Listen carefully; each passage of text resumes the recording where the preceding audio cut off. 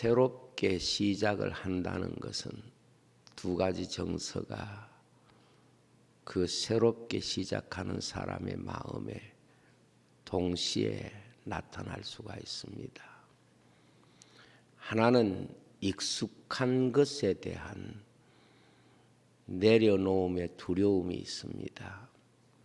지금까지 익숙한 삶을 내려놓아야 하는 두려움 때문에 사람들은 새로운 삶에 대한 도전을 스스로 포기하게 되는 경우가 참 많습니다. 그리고 다른 하나는 새로운 삶에 대한 기대와 설레임입니다. 사람은 지금까지와 다른 삶에 대해서 기대감을 가지고 설레이는 그런 마음을 가질 수가 있겠지요.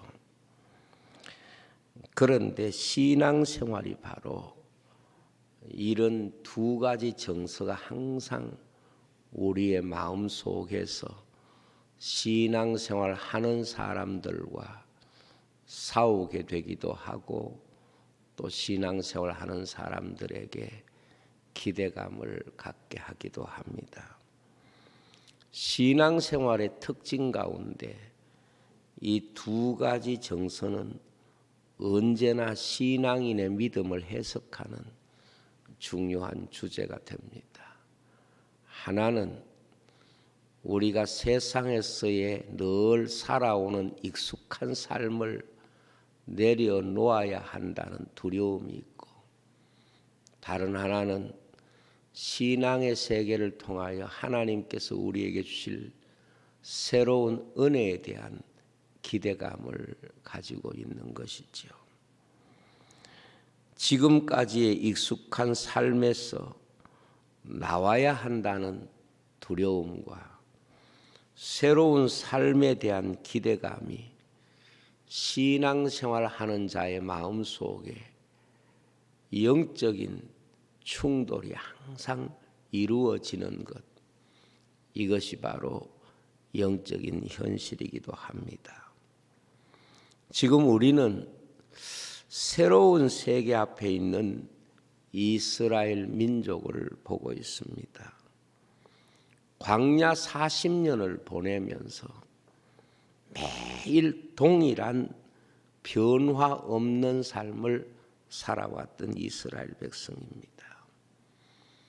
그야말로 이스라엘 백성의 40년은 하루가 40년의 세월 책처럼 겹쳐져서 이루어진 별따로 달라진 삶이 없는 늘 일상적인 삶이 동일한 것을 반복했던 40년의 세월을 보내고 이제 반복이 만들어낸 세월을 끝내고 새로운 삶으로 시작되는 현실 앞에 이스라엘이 놓이게 된 것입니다. 그래서 지금까지는 매일 새벽마다 내리는 만나를 거두는 인생, 매일같이 반복되는 일상의 삶에서 전혀 다른 자신들의 삶에 대하여 거두는 삶이 아닌 이제는 개척해야 되는 그런 삶 앞에 그들이 놓여졌고 그것이 그들이 피할 수 없는 현실이었습니다. 여호수아서 5장 12절에 보면 또 그 땅의 소산물을 먹은 다음 만나가 그쳤으니 이스라엘 사람들이 다시는 만나를 얻지 못하였고 그 해에 가나안 땅에 소출을 먹었더라. 그렇게 말씀합니다. 무슨 뜻인가 하면 지금까지는 새벽에 나가기만 하면 매일같이 만나를 거두어 먹는 삶의 반복이었는데 이제 가나안 땅에 들어가는 순간에 그들은 만나를 먹는 반복된 삶이 아닌 전혀 다른 삶을 살라고 하나님이 요구하셨고, 그 대표적인 상황이 바로 하나님이 만나를 그치게 하신 것입니다. 거두는 삶이 아니라 이제는 땅을 일구어야 하는 삶을 그들이 시작해야 했습니다. 여호수아서 17장 18절에 보면 그 산지도 너의 것이 되리니 비록 살림이라도 내가 개척하라. 그 끝까지 내 것이 되리라. 가나안 족속이 비록 철병거를 가졌고 강할지라도 내가 능히 그를 쫓아내리라 하였더라 그랬습니다. 가나안 땅은 두 가지 현실 앞에 있습니다. 첫째는 그 땅에 살고 있는 가나안 족속과 싸워야 되는 현실이 있고, 다른 하나는 그 땅의 살림을 베어내고 그 땅을 개간해야 하는 그런 현실이 그들 앞에 있었던 것이지요. 광야 40년과는 전혀 다른 그런 삶이 이스라엘 백성들에게 새롭게 주어졌고, 그것을 받아들여야 되는 것이 바로 이스라엘의 새로운 역사의 출발점이 된 것입니다. 그런데 문제는 가나안 땅에 들어가면서 그들이 처음 만나게 되는 대상이 바로 여리고 성이었습니다. 여리고 성은 지금까지 그들이 경험한 광야와는 전혀 다른, 모든 것이 다른 그런 성읍이었습니다. 그들이 볼 때에 여리고는 풍성한 성읍이었고, 당시에 그 지역에 사는 모든 사람들은 여리고 성을 볼 때에 에덴 동산 같은 모든 것을 갖춘 도시 문명이 가지고 있는 그런 선망의 성읍이었습니다. 이스라엘 백성들은 누구나 그러한 곳에 들어가서 그러한 혜택을 누리면서 평안하게 살고 싶었을 것입니다. 여리고성은 사막 기후인 이스라엘 백성들의 땅 가운데서 물이 넘쳐 흐르는 지금까지도 비옥한 성읍이고, 가장 많은 소출을 얻을 수 있는 좋은 땅입니다. 문제는 그것이 이스라엘 백성들에게 거저 주어지는 땅이 아니라 그것은 점령해야 되는 땅이고, 그리고 싸워서만 얻을 수 있는 곳이었습니다. 마치 난공불락의 성읍 같은 곳이었습니다.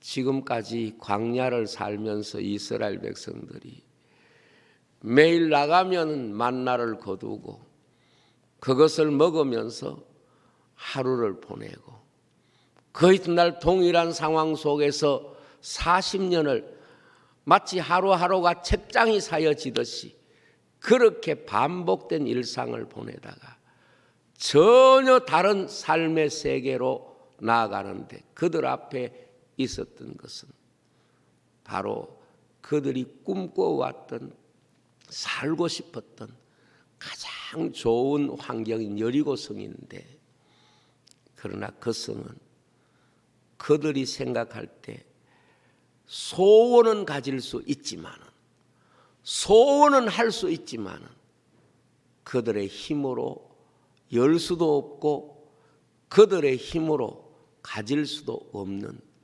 마치 꿈속에 있는 것과 같은 성읍이 그들 앞에 놓여 있었던 것입니다. 오늘 인생에게 있어서 신앙생활이 무언가? 신앙생활은 바로 우리 인간의 힘과 능력으로는 절대로 할 수 없는 일들이 하나님의 말씀을 따라서 믿음으로 나아갈 때에 하나님께서 열어주시는 하나님의 세계를 경험하는 것입니다. 그것이 오늘 우리가 이 땅에서 경험하는 하나님의 나라인 것입니다. 예수님께서 마태복음 11장 12절에 이렇게 말씀합니다. 세례 요한 때부터 지금까지 천국은 침노를 당하나니 침노하는 자가 빼앗느니라고 말씀을 하고 있습니다. 이스라엘 백성의 이 모습은 바로 영적 교회의 모습입니다. 교회는 항상 견고한 여리고성 앞에 있습니다. 어쩌면 교회 밖에 나가는 그 순간 우리 성도는 항상 여리고성을 만나게 될 것입니다. 교회에서 반복되는 예배 생활, 늘 같은 환경과 같은 조건과 같은 입장에서 반복되는 신앙생활을 하고 우리가 광야를 벗어나서 광야교회를 벗어나서 세상이라는 현실 앞에 딱 났으면 여리고성이 우리 앞에 딱 버티고 있는 것입니다.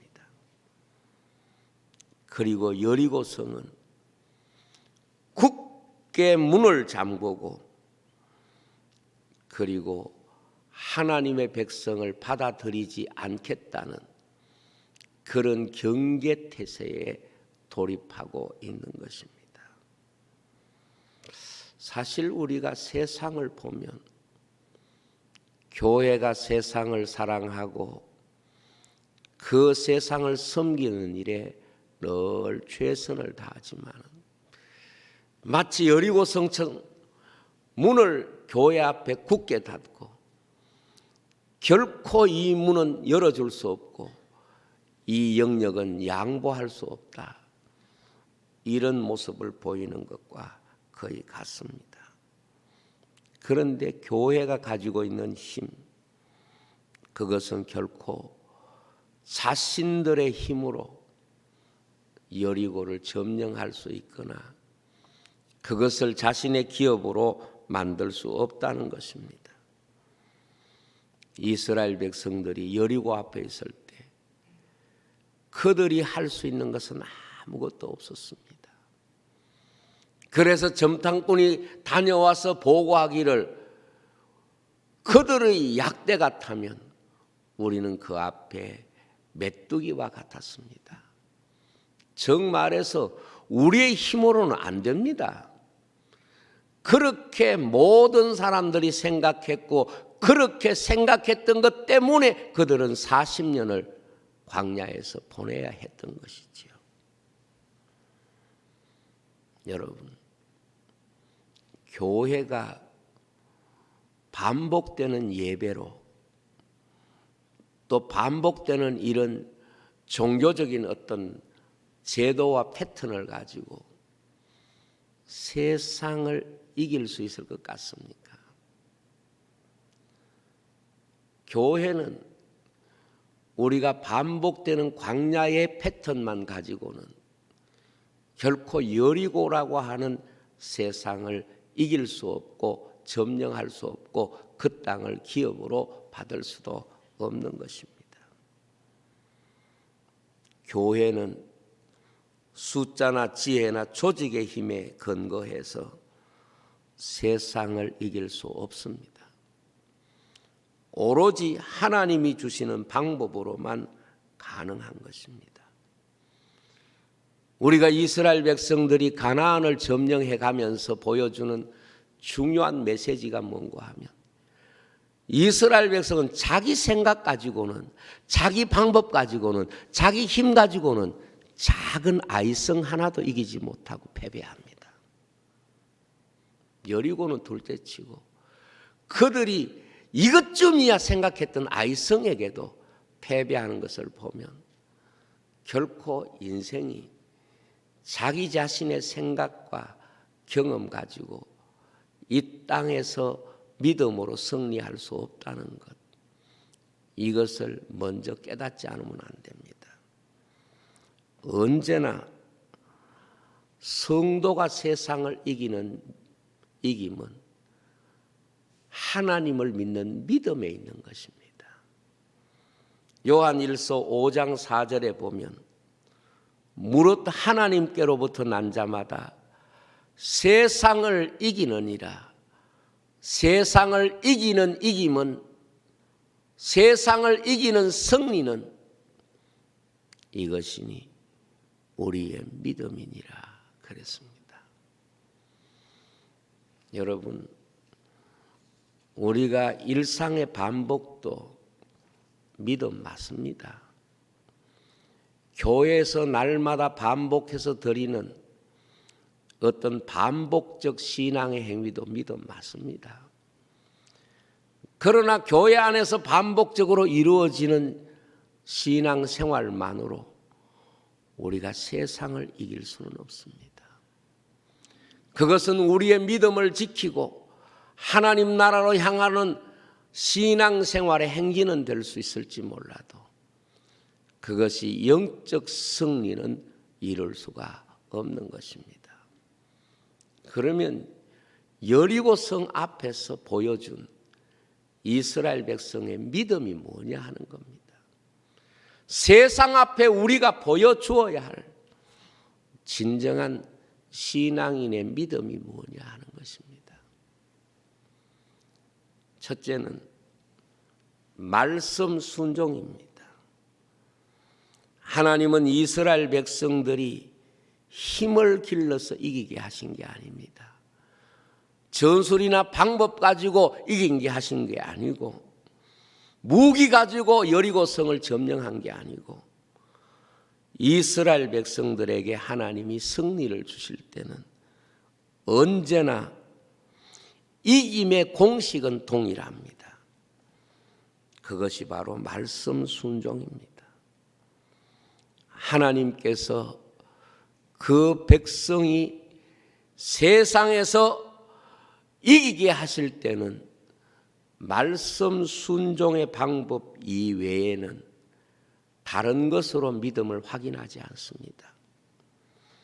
창세기 7장 5절에 보면 하나님이 노아의 가정을 세상에서 구원하실 때에 노아가 자기에게 명한 대로 다 준행하였더라 그렇게 말씀하고 있습니다. 항상 성경을 보면 하나님께서 하나님의 백성들에게 이기게 하실 때마다 이김의 공식은 같습니다. 말씀 순종입니다. 여리고성도 마찬가지입니다. 단 하나의 방법, 그것이 바로 하나님의 말씀에 순종하는 것입니다.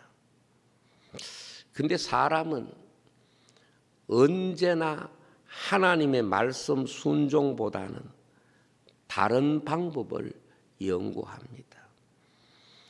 그러나 다른 방법을 다 동원한다고 하더라도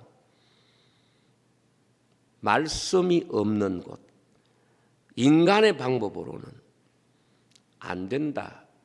이 결론 이외에는 아무런 결론이 없습니다. 빌립이 모든 지식을 다 동원해도 결국 안 됩니다. 그것이 답이었습니다.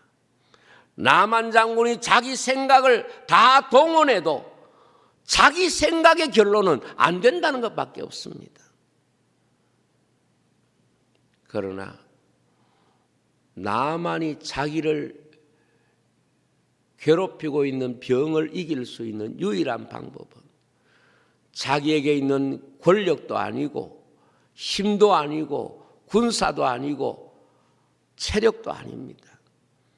말씀 순종 이외에는 다른 방법이 하나도 없는 것입니다. 이스라엘 백성들은 자기 생각을 다 모아도 결국은 답이 되지 않았습니다. 교회가 이것을 발견하는 것이 위대한 발견입니다.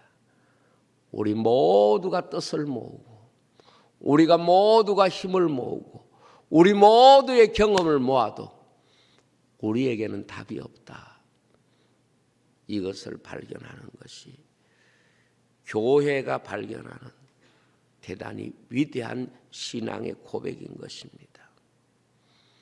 하나님이 할 수 있다. 이것도 답이지만은 인간에게는 답이 없다. 이것이 성경이 우리에게 깨닫게 하시는 위대한 신앙의 고백인 것입니다. 아브라함도 마찬가지입니다. 자기 자신에게는 답이 없다. 이것을 깨달았습니다. 그래서 자기 자신이 생각한 모든 방법대로 하나님 앞에 그 답을 만들어 보려고 애썼지만은 그것은 답이 아닐 뿐만 아니라 답을 만드는데 늘 방해가 됐습니다. 아브라함이 백세에 하나님의 말씀을 믿으니 그것이 바로 하나님 앞에 의가 되고 그것이 바로 답이 된 것입니다. 마리아가 주의 계집종이오니 말씀대로 되리이다. 그것이 바로 예수님, 말씀이 육신이 되어 우리 가운데 오시는 과정이 되고 답이 된 것입니다. 성도에게 가장 큰 위험이 무엇입니까? 말씀 아닌 것으로 성공하는 것입니다. 말씀 아닌 것이 바로 그의 믿음이 되는 것입니다. 그것이 선악과입니다. 내 생각으로는 이해가 되는데 내 생각으로는 그렇게 될 것 같은데 실제로는 나를 파멸시키는 것입니다. 여러분, 우리가 반복의 삶을 살다가 언제 하나님의 은혜와 능력을 체험하게 되는가 하면 하나님의 말씀을 순종할 때 하나님께서 은혜와 복을 주시는 것이고 거기에 하나님이 우리에게 반복의 은혜를 넘어서는 하나님이 살아계시는 특별한 은혜와 복을 우리가 누리게 하시는 것입니다. 여러분, 우리는 어쩌면 한평생을 광야 이스라엘 백성처럼 반복의 삶을 우리의 신앙생활 패턴으로 정형화시켜버렸는지 모릅니다. 한평생 그것이 우리 신앙생활의 전부인 것처럼 그렇게 규정해버렸는지도 모릅니다. 그런데 우리는 이 반복을 넘어서서 정말 내가 알고 있는 내가 들었던 하나님의 말씀을 깊이 순종할 때 하나님께서는 하나님이 나의 하나님 되심을 나타내시는 그 아브라함의 하나님이 나의 하나님 되심을 나타내시는 줄로 믿습니다. 저는 여러분들이 신앙생활을 하면서 정말 한 번쯤은 우리가 반복의 삶이 아닌 하나님의 말씀 순종을 통해서 하나님이 살아계신 말씀을 우리에게 주셨다는 말씀을 살아계신 하나님의 말씀으로 경험하는 이 은혜를 받아야 된다고 믿습니다. 지금까지는 그들이 날마다 반복해서 만나를 거두는 그저 말씀을 듣는 반복적 신앙생활에 그 패턴에서 우리가 넘어서서 하나님의 기업을 바라보고 하나님의 은혜를 누리려고 하면 하나님 말씀에 깊이 순종하는 영적인 체험을 해야 됩니다.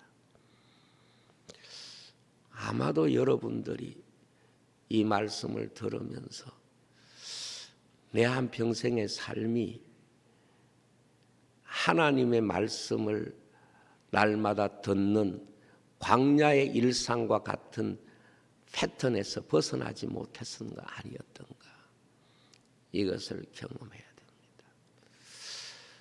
저도 개인적으로 신앙생활을 하다 보면 목회라는 것이 동일한 삶에 대한 반복의 패턴이 신앙생활로 굳어지는 경우가 참 많지요.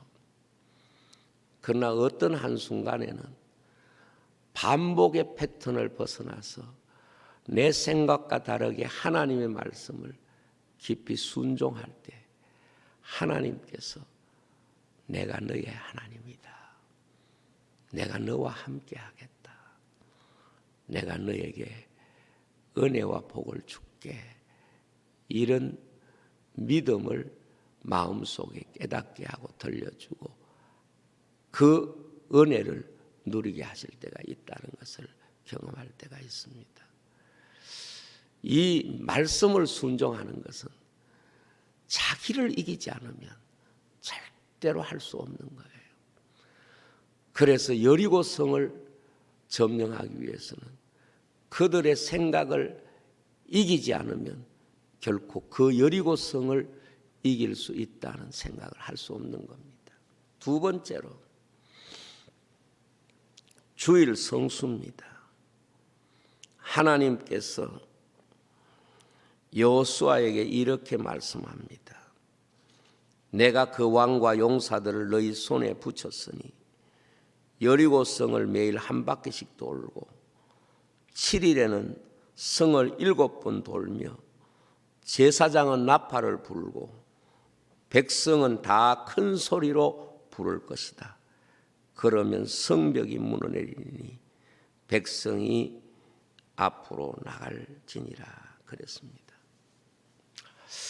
그런데 말이지요, 여기 매일매일이 있고 7째 날 7번 그 성을 돌라 그렇게 말씀하고 있습니다. 여리고성 사람들은 두 가지 생각이 있습니다. 이스라엘 백성들 보고는 비웃습니다. 저들이 우리를 결코 이길 수 없지. 이스라엘 백성을 보고는 비웃습니다. 그러나 여리고성 사람들이 두려워합니다.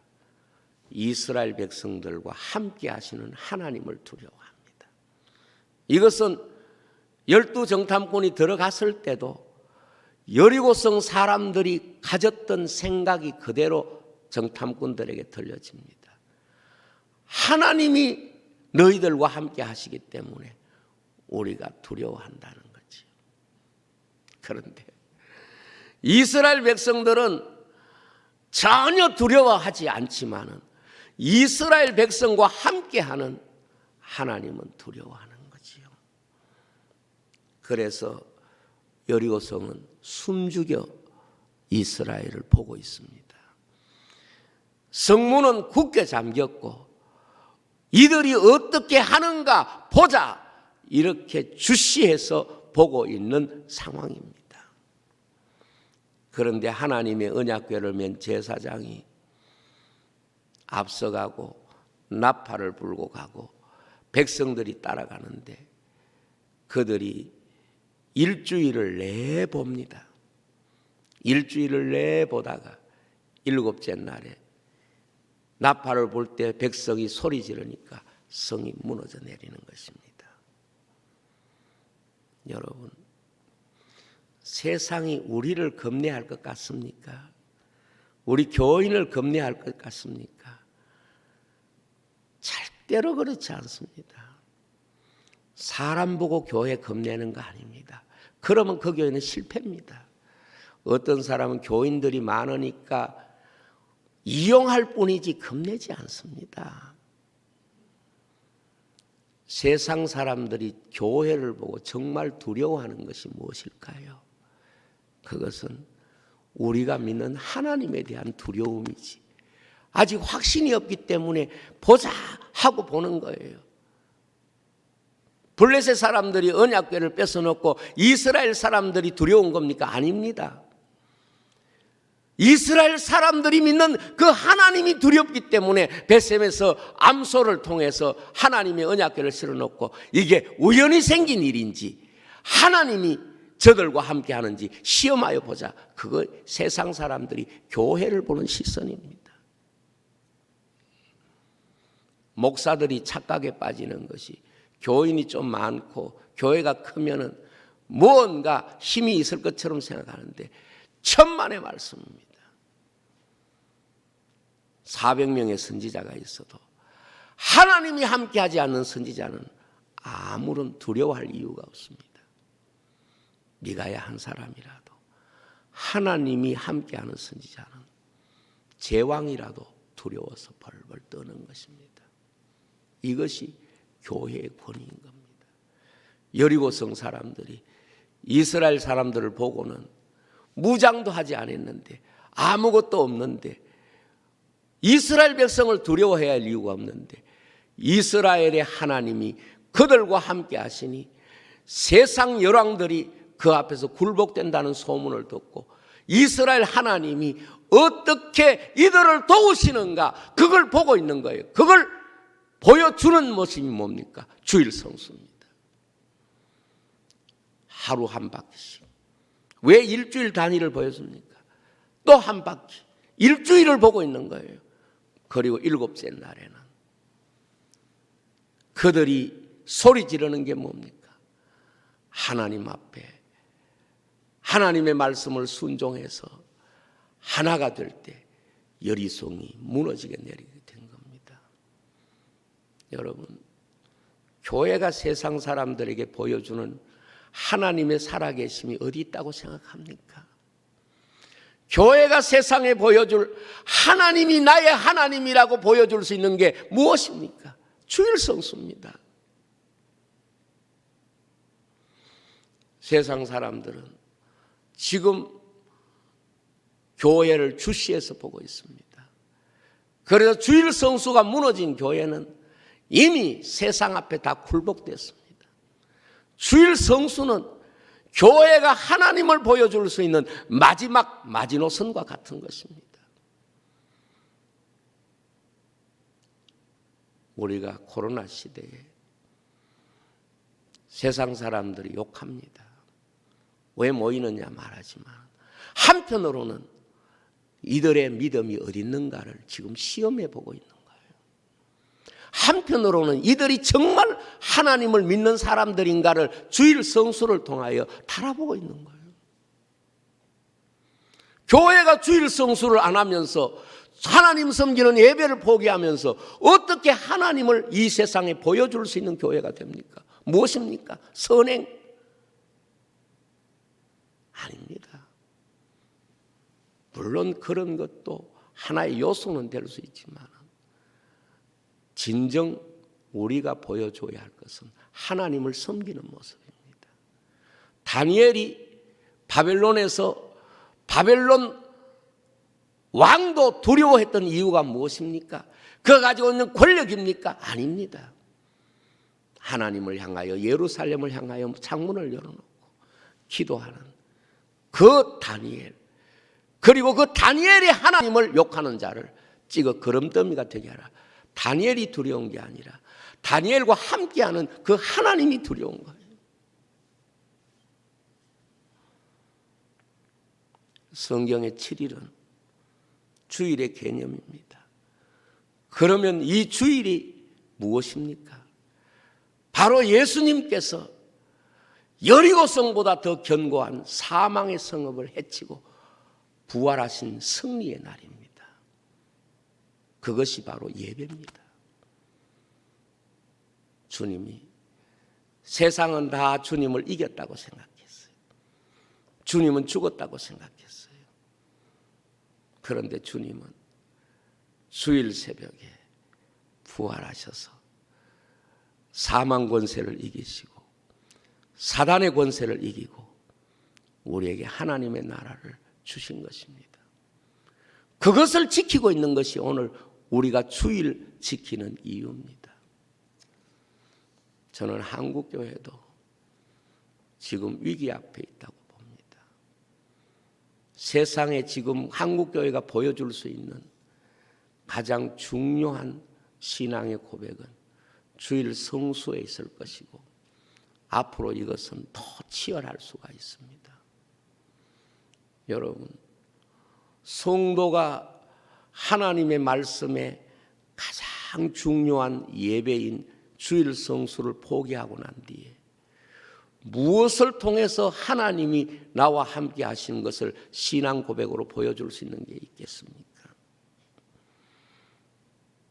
주일 성수는 여리고가 무너지는 방식입니다.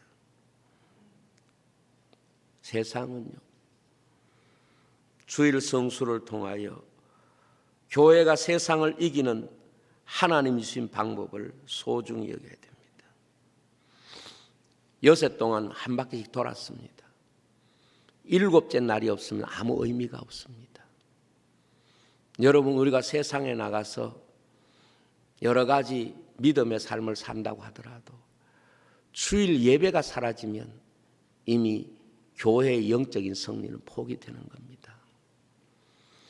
얼마나 많은 사람들이 교회를 향하여 이렇게 말합니다. 나가서 선행을 하고 세상에서 나가서 믿음의 삶을 잘 살아야지. 맞습니다.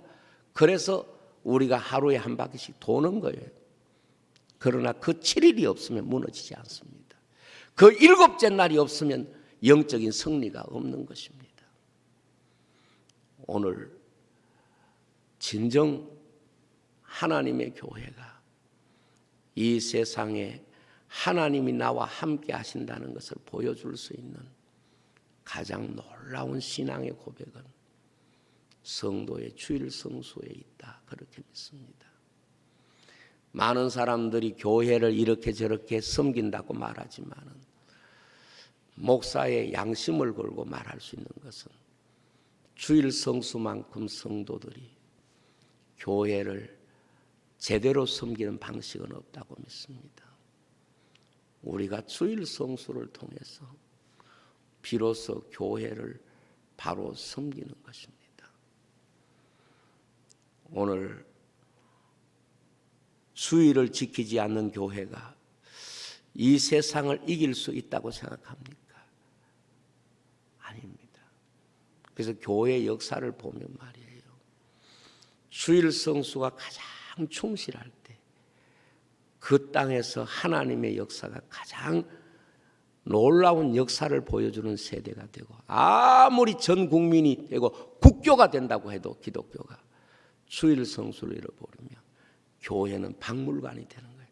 교회의 마지막 종착점이 뭐가 되는가 하면 주일 성수를 잃어버리면 교회는 박물관이 되고 유적이 되는 것입니다.